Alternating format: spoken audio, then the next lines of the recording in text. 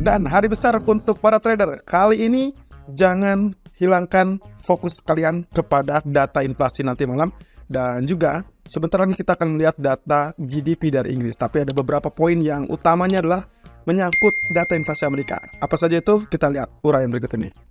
So, saya kali ini langsung saja bahwa nanti malam kita akan fokus dengan data inflasi CPI, lalu kemudian juga besok akan dilanjutkan dengan retail sales ataupun data PPI. Tapi yang paling utama saat ini adalah data CPI terlebih dulu.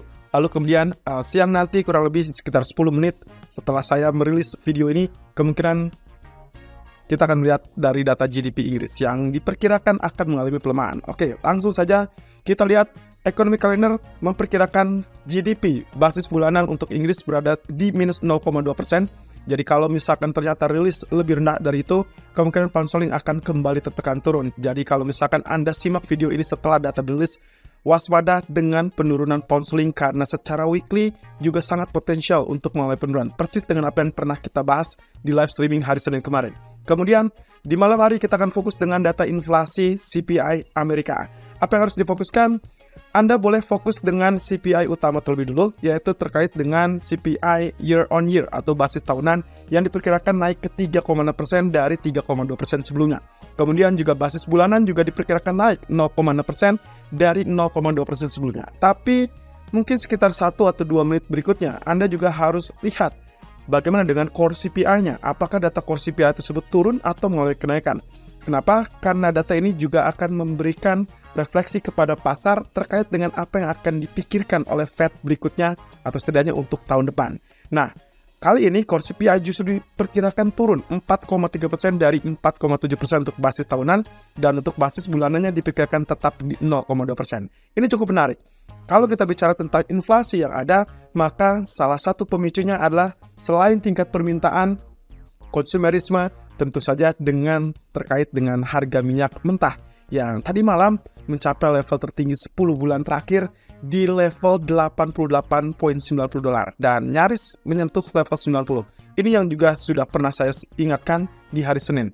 Nah, kemudian kalau kita lihat dari posisinya Inggris terkait dengan data GDP, kemarin kita sudah dapatkan data pekerjaan yang relatif kurang begitu mendukung untuk BOE. Kali ini data GDP diperkirakan mengalami penurunan. Perhatikan data basis bulanan yang diperkirakan turun di minus 0,2%.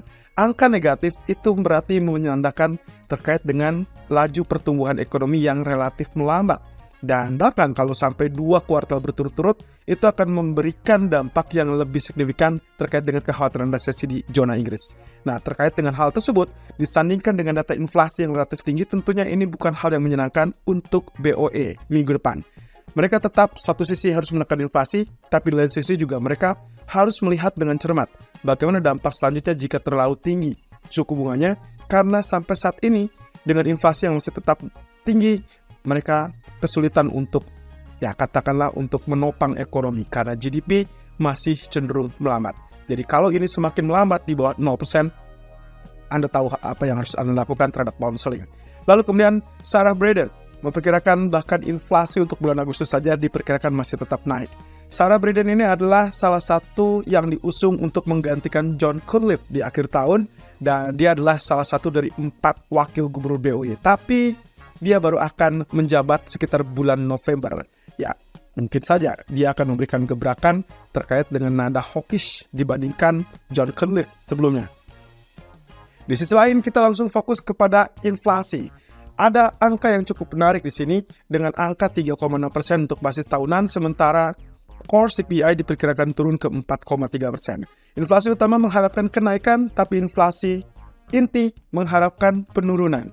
Jadi sebetulnya ini terpecah, tapi jangan khawatir. Kemungkinan posisinya adalah pasar kecenderungan melihat kepada CPI core atau core CPI atau inflasi inti, karena hal tersebut dianggap sebagai indikasi yang jauh lebih baik untuk menunjukkan tren inflasi yang akan terjadi.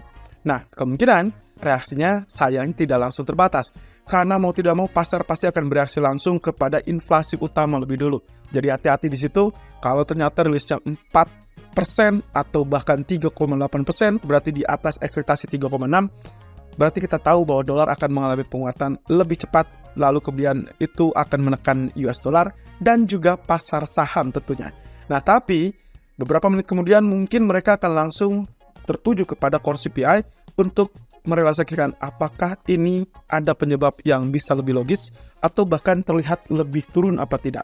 Kalau memang ada harapan bahwa core CPI tersebut turun, maka inflasi utama kemungkinan diharapkan juga beberapa bulan kemudian akan tetap dalam jalur penurunan. Jadi tidak ada alasan lagi untuk dolar mengalami penguatan. Nah, tapi ada poin utama yang juga tak kalah menarik adalah terkait dengan kenaikan harga energi, minyak, dan bensin. Seperti kita ketahui, minyak mentah WTI sudah sentuh atau nyaris sentuh level $90. Ini adalah level tertinggi 10 bulan terakhir, teman-teman. Dan belum pernah kita lihat dalam 10 bulan terakhir karena selalu terpatok atau terpicu di angka 70-an sampai kurang lebih 75 terakhir. Dan ini adalah hal yang cukup menarik karena satu sisi OPEC terus mendorong harga minyak untuk tetap berada di atas level 75. Di sisi lain, seperti kita ketahui, Bank Sentral kewalahan untuk mengatasi inflasi sehingga mereka mengharapkan sebetulnya semua aspek bisa menekan inflasi lebih lanjut. Nah, apa yang menjadi masalah? Yang menjadi masalah adalah kemungkinan ekspektasi untuk Fed berikutnya pun akan berubah. Dan itu sudah ditunjukkan tadi malam terkait dengan peluang ECB yang akan bersidang di hari Kamis besok, bahwa mereka diperkirakan akan menahan suku bunga, tapi setelah melihat harga minyak naik ke level $89, justru market berubah pikiran. Mereka menilai ada kesempatan bahwa ECB bisa saja menaikkan suku bunga, sehingga peluangnya adalah 50-50 untuk besok ECB. Nah, hal ini dikhawatirkan juga akan memicu perubahan sentimen kepada Fed. Hanya saja, kalau kita bicara tentang kenaikan harga minyak yang cukup tinggi, maka memang ini akan membuat inflasi naik. Walaupun dengan catatan, inflasi bukan hanya dipengaruhi oleh faktor kenaikan harga minyak, melainkan terkait tingkat konsumsi di negara tersebut, dan itu yang dicoba ditekan oleh Fed dengan mengharapkan tingkat pengangguran lebih tinggi, supaya menunjukkan setidaknya konsumen berkurang untuk belanjanya.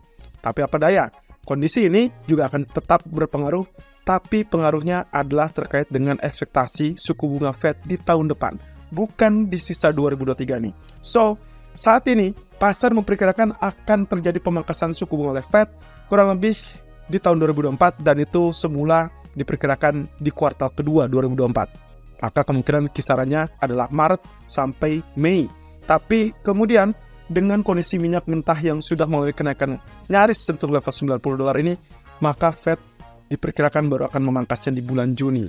Tapi ada beberapa versi juga mengatakan bisa saja tertunda, apalagi kalau sampai akhir tahun ini ternyata harga minyak tetap berada di atas level 88. Ini juga cukup mencurigakan karena OPEC masih tetap bersikeras untuk menekan tingkat produksi dan akhirnya memperketat pasar minyak, berarti dengan pertanda pula bahwa itu akan mendorong harga minyak mungkin mencapai level $100 atau bahkan lebih. Ini agak sedikit krusial. Artinya, setelah kemarin IAE update kembali proyeksi tingkat permintaan di tahun 2024 dan juga akhir 2023, kelihatannya ini akan memicu kenaikan yang lebih drastis. So, hati-hati, harga minyak bisa di atas $90, berarti juga pertanda buruk untuk Fed, karena akhirnya mereka dipaksa harus tetap menaikkan suku bunga. Di satu sisi, itu adalah hal yang negatif untuk pasar saham atau risk asset tentunya. Tapi untuk emas, mungkin kita belum bisa bilang bahwa dia akan terjun bebas atau mungkin terbang tinggi. Karena semua itu akan sangat dipengaruhi oleh sentimen market selanjutnya. Tentunya kita masih akan lihat. Di sini ada good news dan juga bad news. Kabar bagusnya, setelah tadi kita bicara tentang kabar buruk bahwa minyak tersebut bisa mengganggu ekspektasi, tapi kabar bagusnya adalah data tersebut kemungkinan tidak akan mengganggu ekspektasi untuk Fed minggu depan, yaitu di bulan September, yang sampai saat ini Fed Watch Tools dari CME menunjukkan bahwa ekspektasi hanya menunjukkan 7% saja kenaikan bulan September. Artinya 93% peluangnya adalah unchanged alias tidak berubah.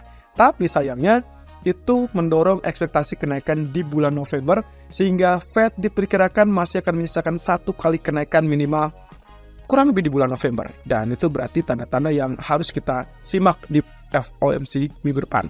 Tapi kemudian reaksi pasar kemungkinan untuk malam ini CPI akan lihat lebih dulu, seperti tadi yang sudah saya sampaikan, lihat lebih dulu CPI utamanya, baru CPI inti. Jadi hati-hati dengan reaksi market. Nah, sekarang kalau kita bicara tentang proyeksi dari beberapa institusi ternama, terlihat di sini headline CPI atau CPI utama diperkirakan oleh Bank of America kurang lebih naik ke 0,61%, sedikit tipis di atas areal yang diperkirakan ekonom pada umumnya.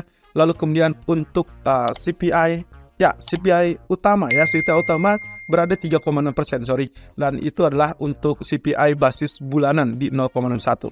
Nah, sementara untuk core CPI-nya diperkirakan 0,22% untuk basis bulanan dan basis tahunannya turun ke 4,3%. Rata-rata semua memperkirakan core CPI akan berada di 4,3%, teman-teman. So, kalaupun misalkan terjadi kejutan, core CPI berada di bawah 4% atau 4,0 saja, maka kita akan dapatkan dolar yang relatif lebih lemah. Walaupun dengan catatan bahwa CPI utama dirilis di angka 3,6 atau bahkan 3,7%. Jadi hati-hati, respon market akan spike untuk US dollarnya, tapi kemudian akan tertekan karena data core CPI-nya turun. Itu pun dengan catatan kalau memenuhi syarat tadi. Tapi kalau keduanya, CPI utama dan CPI inti mengalami kenaikan, maka kita akan lihat dolar akan jauh lebih tinggi rally-nya, dan itu berarti tanda-tanda negatif untuk pasar saham dan juga emas. Yang lebih spesifik, jauh lebih dalam, bahkan mungkin emas bisa tembus 1885. Ya, itu sangat memungkinkan. Dan inilah skenario yang sudah kita siapkan untuk hari ini. Ada 5 skenario seperti biasa. Skenario pertama adalah aktual sama dengan ekspektasi atau berada di kisaran ekspektasi. Kira-kira mungkin antara ekspektasi dan juga previous. Kalau previousnya 3,2%, maka kita perkirakan mungkin ini ada di kisaran 3,3 sampai 3,5%. Kalau itu yang terjadi, maka dampaknya dolar akan cenderung naik tapi terbatas. Artinya, masih ada kesempatan untuk market berbalik setelah itu. Dan itu pula yang akibatnya emas ataupun market lain kecenderungannya juga akan turun terbatas. Jadi, tekanan kemungkinan akan terbatas, lalu siap-siap untuk rebound. Tapi kalau ternyata aktualnya lebih tinggi dari ekspektasi, katakanlah kisaran 3,7-3,8%, maka itu akan memberikan dampak bullish untuk dolar dan bearish untuk emas dan juga indeks saham dan juga other currency. Nah, terkait dengan kalau datanya jauh lebih tinggi di atas 3,8% atau bahkan muncul 4% secara mengejutkan, maka itu adalah strong bullish. Rally dolar tidak tertahankan dan tekanan tidak tertahankan juga untuk emas ataupun indeks saham. Dan kalau kita bicara tentang bullish skenario untuk emas, maka kita harapkan skenario nomor 4, yaitu aktualnya harus di bawah atau kurang dari ekspektasi. Itu berarti diharapkan 2,9 sampai 3,2%. Kalau itu yang terjadi, maka dolar akan bearish, tapi untuk emas akan bullish. Dan juga untuk indeks saham ada harapan untuk bangkit kembali. Nah, sementara skenario nomor 5 adalah kalau aktualnya jauh lebih besar. Nah, sementara kalau misalkan nomor 5, aktualnya jauh lebih kecil daripada ekspektasi, katakanlah di bawah 2,9%. Ya, ada beberapa yang menilai mungkin saja kita mendapatkan kejutan di 2,8. Kalau itu yang terjadi, berarti dolar akan sangat-sangat lemah dan emas punya harapan untuk kembali bangkit di atas 1920 atau bahkan 1930. Dan indeks saham, Dow Jones, Nasdaq kemungkinan bisa kembali rebound. Jadi hati-hati dengan skenario nomor 5 ataupun nomor 3. Anda harus lebih fleksibel dalam trading di malam hari, terutama after data dirilis. Tapi dengan catatan pula, tadi sudah saya sebutkan, perhatikan juga core CPI. Kalau core CPI-nya ternyata lebih lemah, maka kemungkinan apa yang terjadi di inflasi utama tadi bisa berbalik dengan sangat cepat. Jadi perhatikan hal tersebut, karena kondisi ini akan memicu ekspektasi Fed berikutnya mungkin memproyeksikan untuk dot plot atau economic projection di tahun 2024. Oke, dengan demikian semua skenario ini harus Anda simak dan juga teliti lebih lanjut karena semuanya akan sangat-sangat sensitif terhadap data ekonomi malam nanti.